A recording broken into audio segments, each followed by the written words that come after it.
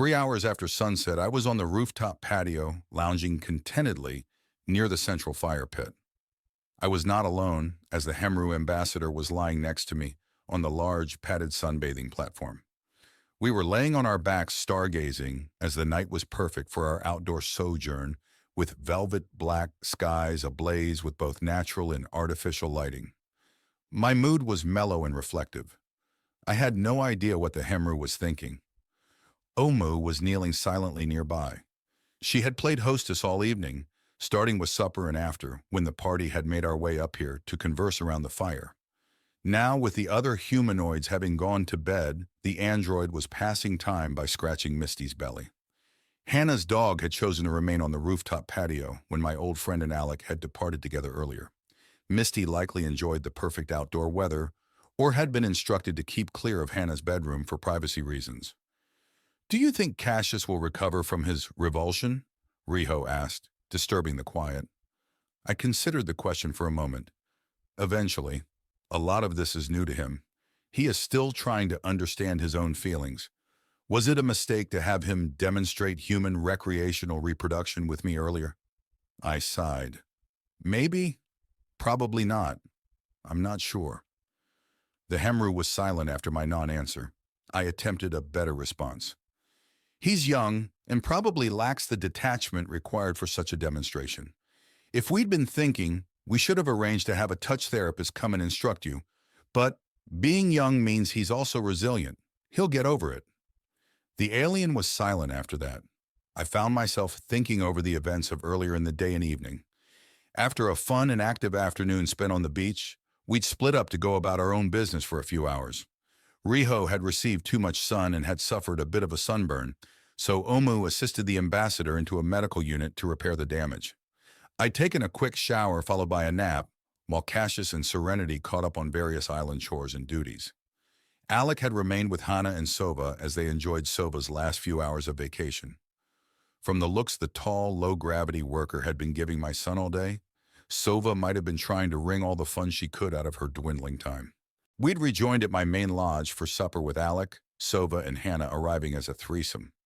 My son and former parental companion looked dapper in newly printed formal dining wear, while Sova, scheduled to depart just after our meal, was already wearing her normal vac-capable work coveralls. The meal itself had been routine. As I had witnessed during breakfast, Riho had handled the task of feeding as a human just fine. She had eaten slowly and carefully, but I'd known real humans who ate with the same meticulous precision, so her method was not too out of place. I tried to catch if any of our foods seemed repulsive to the alien, but so far she had at least sampled everything served to her. She did keep her portions small and varied, which I suspect was due to Xenius AI advising her on the dietary needs and limits of her new diminutive shell. The same came later when after supper we'd taken our leave on the rooftop terrace and distributed a first round of refreshments. The Hemu had enjoyed a single glass of wine and then abstained from sampling anything further. We'd said goodbye to Soba then and watched as she was transported off the island. It was hard to believe that she was already back on Vesta, already at work on the project to modify the Sarissa installation for the pending offensive. From the terrace, the remaining group had watched an amazing sunset. As twilight set in, we came together around my fire pit for conversation and more imbibing. We'd also paired up, although the groupings were not quite as they'd been before. Unsurprisingly, Hannah and Alec were still together. Resembling a long-established sheet couple, the pair had curled themselves comfortably into an oversized lounger. I suspected they had become intimate soon after beginning to train together. Serenity and Cassius shared a couch, with my great-granddaughter relaxing while the young man massaged her shoulders and neck. Apparently, his brief training fling with the alien ambassador was over, or at least on hold for the night. Riho had chosen the recliner next to me, close enough that we could whisper privately if we wished. We'd spent some minutes doing just that as I explained the actions and postures of the others. Later, we'd spoken louder so as to not exclude the others. They had remained mostly silent, listening as the alien and I exchanged questions and shared personal histories. The topics had been varied and broad, with the Hemu doing its best to make its answers comprehensive and understandable to its captive human audience. Many of my questions were follow-ups to the basic information it had released during the recent public forum. Some of the information was new, and we learned many additional details about the strange society and culture of the Hemu. While it was alien, as was to be expected, there were aspects that seemed all too familiar to human society. I had quickly deduced that the bulk of the differences between humans and Hemu was due to the fact that the Hemu had an extremely regimented and rigid life cycle as compared to our own. Unlike humans who lived our lives in a long, linear chain of slow, steady growth and aging, the life cycle of the Hemu was broken into 5 clearly distinct and hard-coded physical stages. How they lived and functioned as a society was clearly defined by those stages. Like humans, their first stage began at their birth. We'd already learned from the virtual forum that this meant a live birth, not hatched from eggs. Their first larval stage lasted just over 4 years and was a period of almost steady eating and physical growth with the goal of preparing the larvae for pupation. At the end of the stage, the well-fed Hemu resembled 2-meter-long bloated grubs. Once the young Hemu larvae had grown to a maximum physical size and possessing sufficient energy reserves, the larvae would stop eating. They were then herded into metamorphosis chambers, where hardening body secretions would form a thick, spongy chrysalis around their bloated bodies. This would begin their second life cycle stage, one where they would lay immobile as their bodies slowly underwent their first metamorphosis. We'd been told that the duration of this chrysalis stage was variable in length and could take as little as 6 years, or be extended by external factors to last well over 2 decades. Riho had explained that this was a legacy of their ancient history when their civilization's growth was dependent upon the variable weather to provide sufficient food reserves for each generation. The dormant period spent in a chrysalis was an adaptation to permit their young to wait out any leaner years if necessary. We'd learned that the pupating Hemu were not truly alone during this time. They were cared for by 5th-stage Hemu, whose main role was to protect the young, helpless Hemu and also to begin their education. Riho explained that the Stage 2 pupa period was when the young Hemu began to think and develop a sense of self. It was also when they would first develop true consciousness as before. The Stage 1 larval grubs had been mostly mindless, eating machines. Serenity had asked how the immobile Hemu could learn while cocooned. Riho had explained that while the chrysalides lacked exterior sensory organs, the young pupa inside was able to perceive the outside world and each other through a common linked system of neural tendrils spun over the clustered pupa by caretaker Hemu. The shared perceptions worked like a biological computer network, but were limited to mostly emotions and crude sensations. The 5th-stage caretakers were also linked to this distributed mental web, which allowed them to pass on some of their knowledge and life experiences with the younger stage. Riho had clarified that this linkage was not a true communally linked hive mind or a network like our AIs in their partial presences, but was more of a shared dream space and learning environment. In addition to developing mentally, the cocooned pupa also physically morphed into the next form of the Hemu. This third form closely resembled the mature version I'd witnessed back in virtual, but with slight differences. At around year 10 or 11 on average, with the physical metamorphism and mental growth complete, the chrysalis would fracture and a new adult Hemu would emerge. The young Stage 3 Hemu females, all were female at this stage, were reasonably intelligent and educated, but not truly independent. From how Riho described this stage, I was reminded of the common drone workers of an earthly bee or ant colony.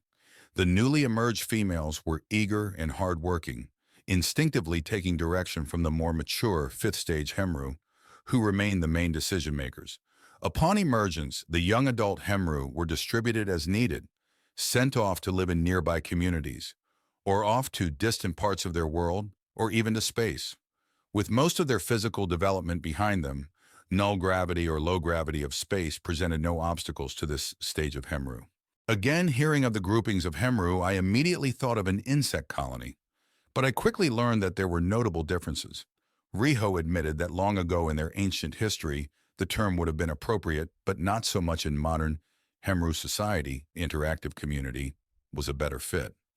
The first dozen or so years of the new Stage 3 Hemu's existence was its major personal maturity years. Despite instinctively seeking to follow the direction of the later stage Hemu, The young were not complete drones or slaves. They possessed some free will and were allowed the latitude to develop their own interests. They were also interactive and cooperative, and when not busy working or learning, they passed the time with social games and various competitions. As they aged, differences in their nature expressed themselves, and an even greater sense of individuality emerged. Groups and cliques emerged, based upon differences in raw intelligence, talents, daring, and even aggressiveness. Some Stage 3 Hemu remained passive and conformal, while other, bolder individuals began their first steps on a long climb to communal dominance and leadership. "It sounds like you were teenagers," I'd commented as the Hemu continued describing the personal growth obtained during this period of their early development. The other humans nodded at my interpretation while Riho had paused, cocking her head and considering my conclusion. Eventually, the alien had agreed that there were many similarities between the human teenager stage and younger Stage 3 Hemu, but that it would need to study human teenagers more before confirming this for certain. I'd avoided calling attention to Cassius, as I know how sensitive the young man was to his age and early foray into adulthood. We then learned that the third stage Hemu also had the job of bearing their young. In ancient times, this process began almost immediately after emerging from the chrysalis. But with technology, modern Hemu civilization delayed larvae gestation for many decades. Now Hemu would typically begin having children well into the third or fourth decade of their third stage existence. Serenity had asked if the young Hemu females used contraception to achieve the delay. No, all Stage 3 Hemu females already carry a full clutch of fertilized embryo larvae, Riho explained. We simply use a medical implant to delay the onset of larval quickening until a time of our choosing, typically later in our third stage when we are better established and conditions are more favorable. We had all looked confused at that explanation, so Riho had gone on to explain further details about Hemu biology. As I remembered, it was also when the mood of the evening began to go awry. Riho backtracked by reiterating that all Hemu who left the second stage chrysalis did so carrying fully fertilized embryos, and thus was capable of quickening offspring at any time. We were told that each Hemu female carried an average of 6 viable offspring, with some being barren while others carried up to a dozen. Once a larva was allowed to quicken, gestation would take about 6 months. After delivery of the larvae, 2 weeks were needed for the Hemu to recover before the next gestation could begin. We learned that Hemu only gestated one new larva at a time, and that twins or other types of multiple births did not happen with their species. Riho had not mentioned mating up until that point, which had prompted my great-granddaughter to ask, "So, you reproduce by parthenogenesis?" I'd almost forgotten the meaning of the term, as it had been a long time since high school biology. Riho had replied, "No, that is not correct. The Hemu species utilizes sexual reproduction, similar to most species on your world." At our puzzled look, the alien had gone on to further explain, "We have specialized fifth-stage Hemu who provide the required genetic material required to fertilize our females. The correct designation for these Hemu would be males, although the role of such a gender is vastly different than is common on your world." I'd recalled my early education and remembered a certain species of frog. "These males are females who change to become males?" I'd guessed. "Yes, that is correct, John," Riho had confirmed, looking almost pleased. She'd continued, "A small percentage of Hemu become male during the final fifth stage of Hemu existence. They become physically much larger and develop the sexual characteristic typical of many of your world's males. The number of Hemu who undergo the change to male remain low enough that they are required to spend all of their remaining life actively breeding the younger Hemu female population." "Sounds like a dream job," Cassius had quipped. Riho had quickly dispelled this notion. The Hemu males are driven to mate by instinct alone. The changes they have undergone reduce their mental capacity drastically, and they have to be cared for by other specialized fifth-stage Hemu. I have observed that this reduction in the intelligence of breeding males is common to many species on both our worlds. At that point, the ambassador's explanation had been interrupted by snorts from Serenity, Hannah, and surprisingly, Omu. Alec and I had rolled our eyes at the women's reactions, while Riho had looked puzzled at our byplay. We got the girls under control and urged the alien to continue her narration. She continued by explaining that after a long period existing at stage 3, typically over a century, the Hemu females would enter another metamorphosis period. This fourth stage was similar to the second, pupa stage, even including the formation of a second chrysalis. Riho had gone on to explain that entering the fourth stage was treated almost as a death of the third stage, Hemu. While not a true death, the personality of that Hemu would undergo such drastic changes that the new fifth stage being was almost a new person. Even the memories of the Hemu were affected, with most having been lost or rendered as vague impressions. The length of this period varied greatly as we learned that the Hemu species branched at this point with 3 major outcomes. The first and most common, happening to around 96% of all Hemu, was the change to a fifth stage caretaker Hemu. These caretakers lost a great deal of their individuality and existed only to care for the younger stages, especially the larval and pupa stages. Riho explained that during pre-technological times, the duration of this final stage would last perhaps 15 human years, during which their bodies lost the ability to self-regenerate. This meant that they aged rapidly, becoming slower and weaker physically, and suffering a long gradual decline in their mental capacity. In effect, they became much like the drones I'd imagined earlier. Riho had explained that now, with modern technology, the fifth stage lifespan could be prolonged almost indefinitely with artificial rejuvenation. Most fifth stage Hemu, however, chose to not have their lives extended greatly, either from reasons of tradition or from a reduced will to live, or a combination of both. Some were kept healthy against their wishes in order to maintain sufficient numbers required to provide proper care for the young. Such decisions were made by the rulers of the species on a periodic basis. Riho explained that modern Hemu technology even had the means to fully revert stage 5 Hemu to a younger stage if population needs required it. Of course, this included the mental manipulation required to adjust the minds of these elderly Hemu to regain their zest for life, for lack of a better word. Part of the process involved overlaying composite mental templates onto the subject. I had frowned thinking of how this resembled what the assemblage had planned on Earth. Riho explained that the process was rare and had only been utilized extensively during their long war against the enemy. The second possible outcome for Hemu entering the fifth stage, and one that happened to about 2% of the species, was to become a ruler. When Riho began describing this small group, I'd immediately wanted to think of these as queens, but I soon learned that they were more like our human directors. This group was made up the mental elite of the stage 3 Hemu.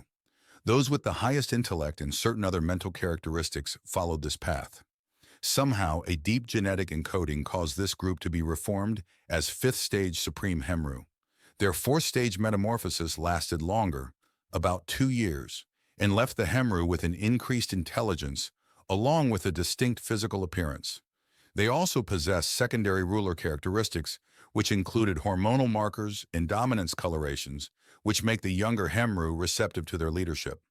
The rejuvenation ability of these ruler Hemu remained intact and, if anything, was enhanced, allowing them to live at least 4 decades beyond their emergence.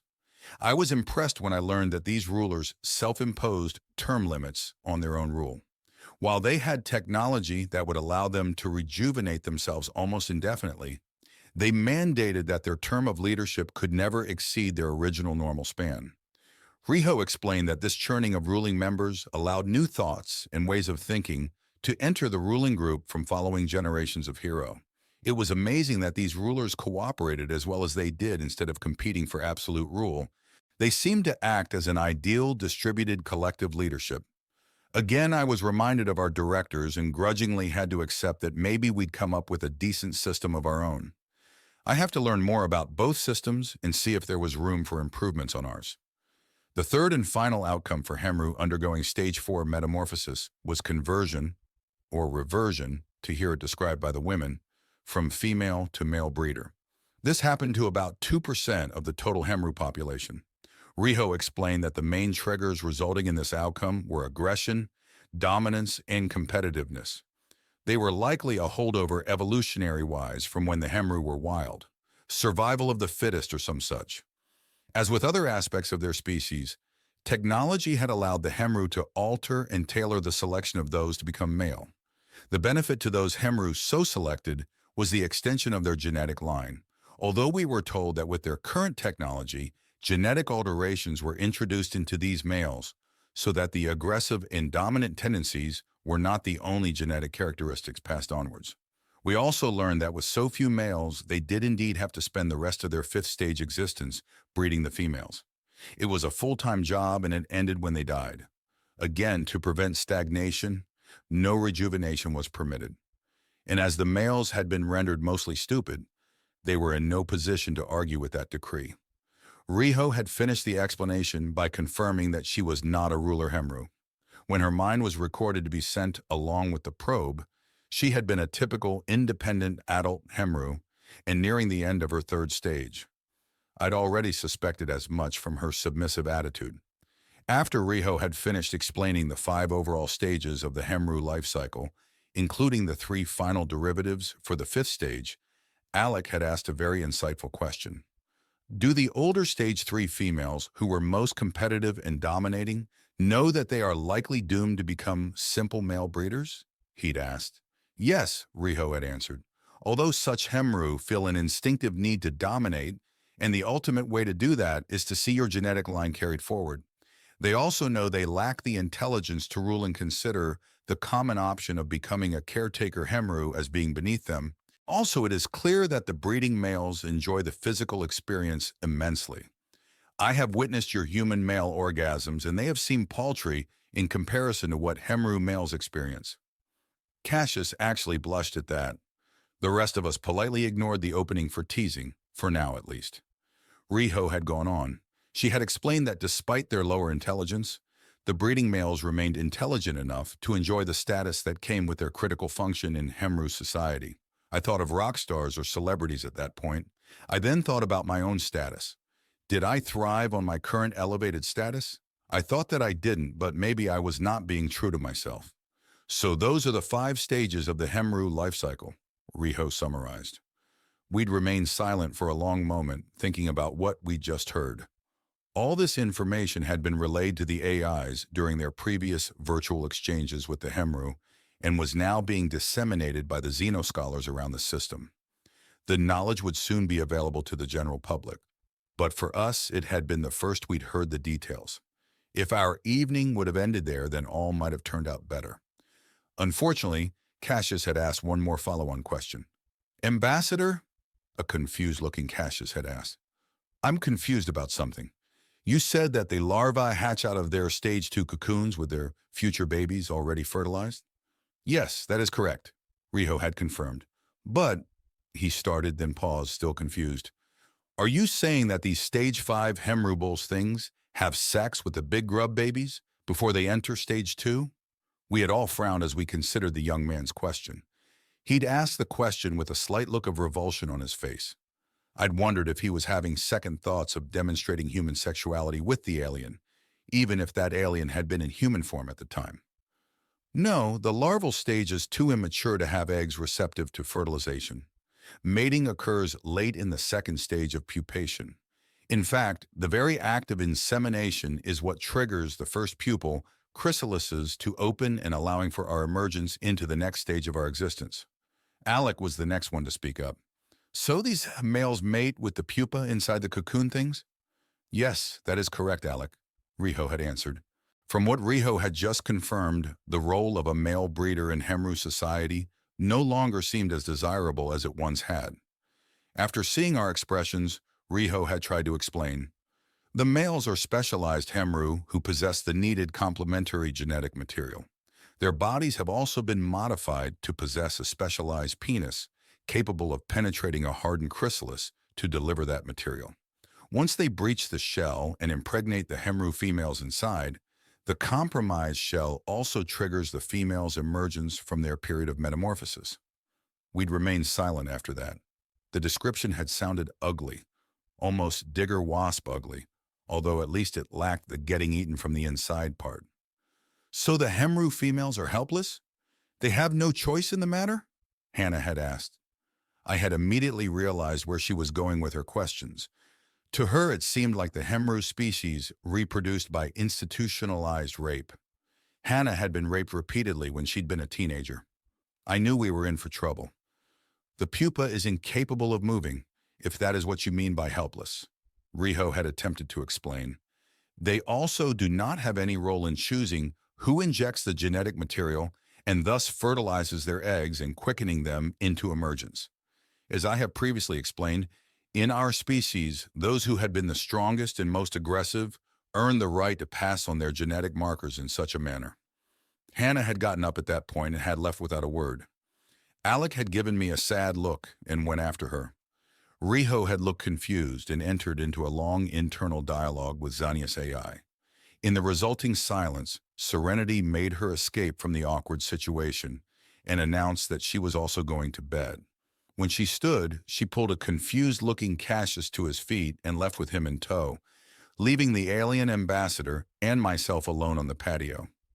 Over the next hour, I attempted to explain to Riho why Hannah had been so upset.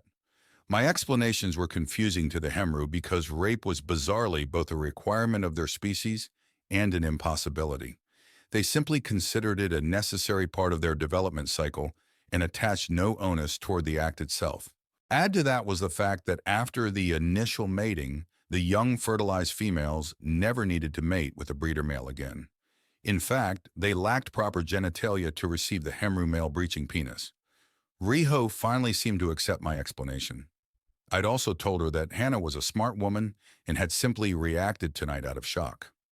Given time to reconsider, I predicted that she would apologize for her overreaction. Riho had been silent for quite a while, so I reached over and touched her arm. They will get over it. Even Cassius, I said reassuringly. The sudden streak of a bright meteor returned our focus to the heavens. I think that was the brightest yet so far tonight, I commented. We had witnessed over 24 meteors over the past hour. Many appeared to have an eastward trajectory, indicating that they were deorbited pieces of space junk, proof of the efforts of our ongoing orbital cleanup. Were such spectacles common on your world before the assemblage attack? Riho asked. No. When I was young, you could see a shooting star only once or twice an hour normally. Now 10 or 20 can be seen over the same time period, and they are much brighter on average, I replied.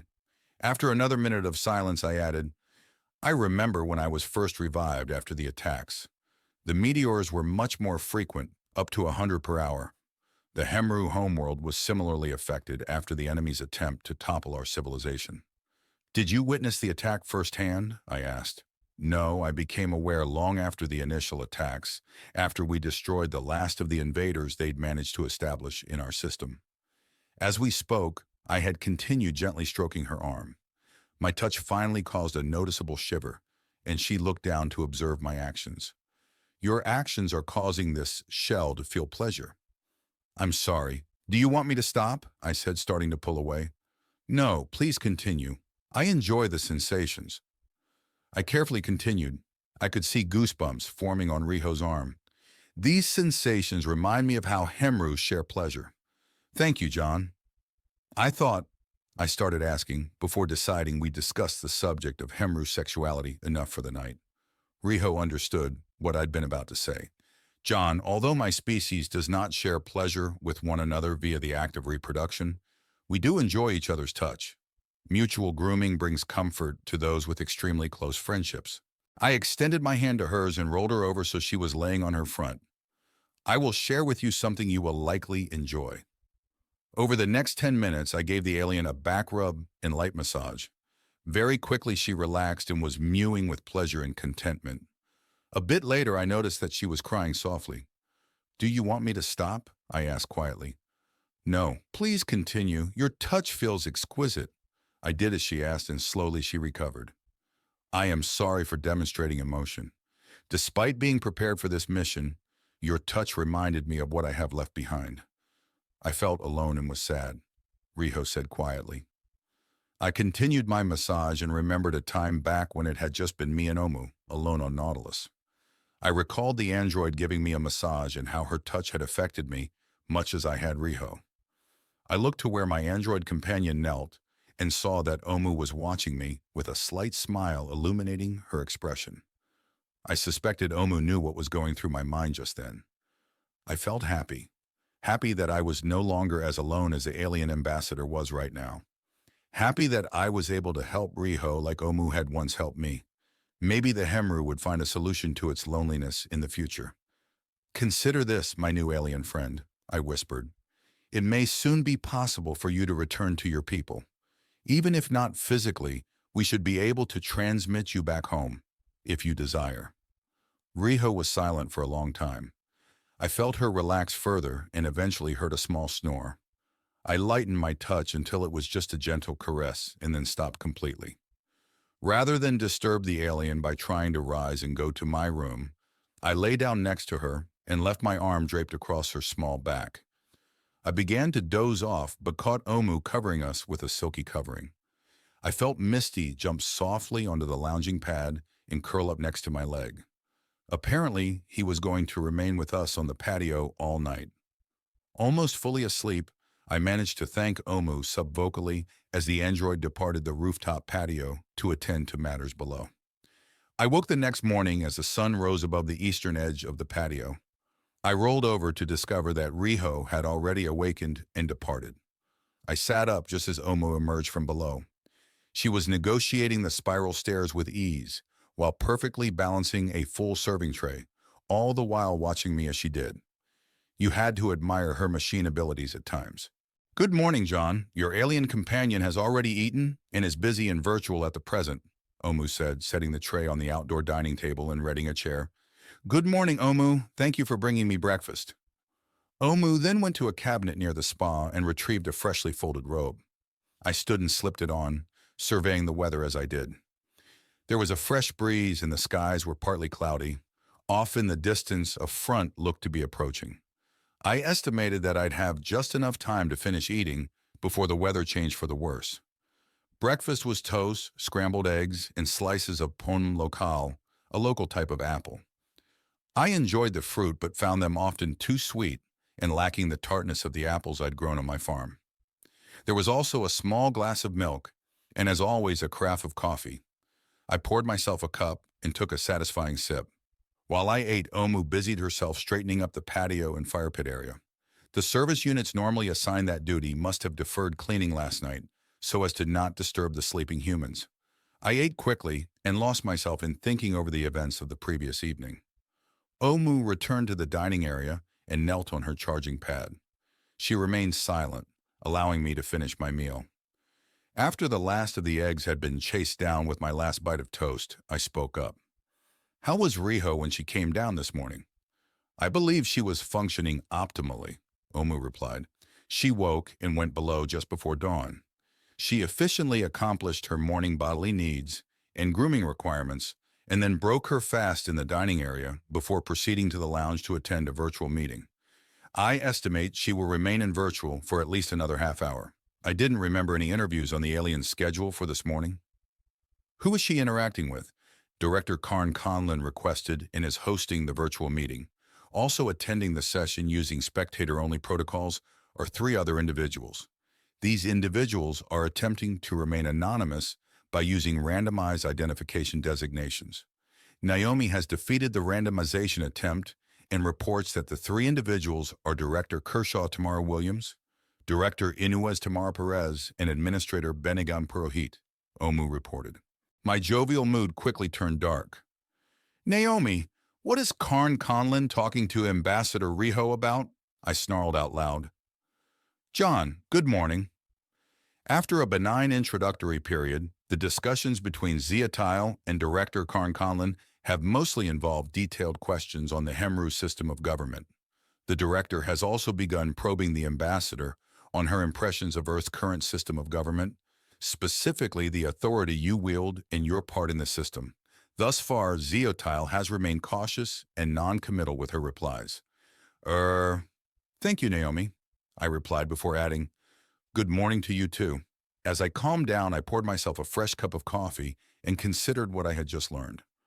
I was happy to learn that Riho was being cautious with the director's questions.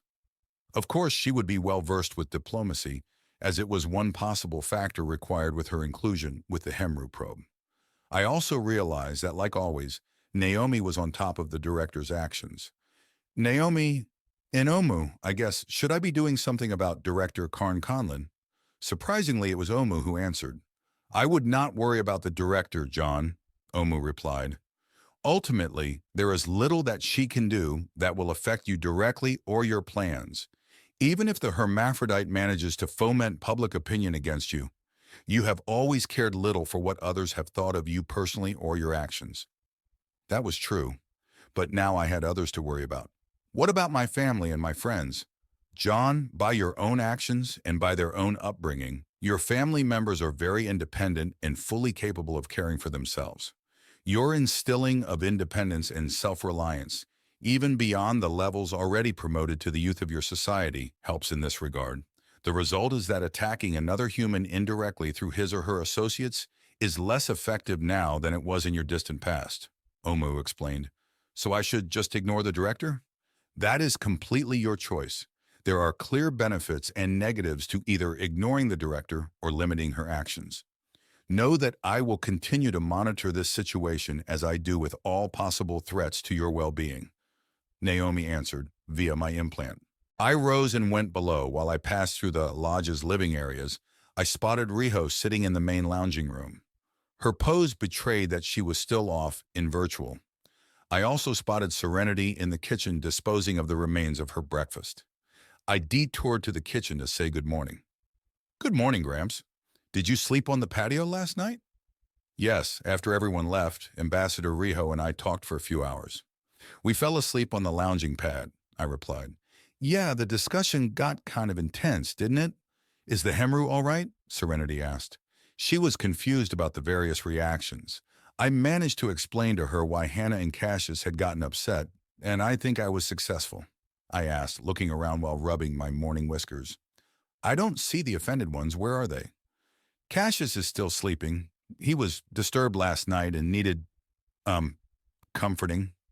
I bet he did, I thought, managing to keep from expressing the comment out loud. Serenity caught the beginnings of my smirk and tightened her expression, likely knowing what I'd been thinking. I held up my palms, surrendering the issue before the fight could begin. It was really none of my business anyway. Hannah and Alec are down in the medical chamber. They are using the direct connections of the medical creche to provide high-bandwidth interfaces for their virtual combat training. They are practicing in real time, so I would not expect them up here until lunchtime. I nodded and frowned. What is it? Serenity asked. Oh, nothing. I just realized that I should be attending some of their training sessions. I've grown lazy and lax. Well, between your work at Darkside Station and your recent trip to Vesta to contact the Hemu probe, you've been busy. This is still your vacation after all. I nodded as if agreeing with her. Vacations could come later after we defeated the assemblage. I finished my coffee and handed the empty cup to her to toss into the disposal. After she finished, she pointed toward the lounge area. What's Riho doing in virtual so early? There was nothing on her schedule. Did something come up? Omu said that one of the directors had a few questions she wanted to discuss with the Hemu right away. Riho was too polite to tell the director to buzz off and to schedule a meeting like everyone else. Serenity snorted at that. Well, hanging around you will toughen her up quick enough. I rolled my eyes at my great-granddaughter. I wasn't that bad, was I?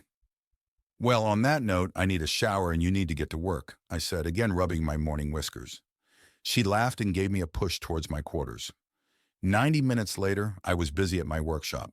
I was working outside under the sunshade, polishing a just-completed carving, and spotted Riho walking down the sloped trail leading from the lodge. I noted she was walking much better, her appearance almost human-like.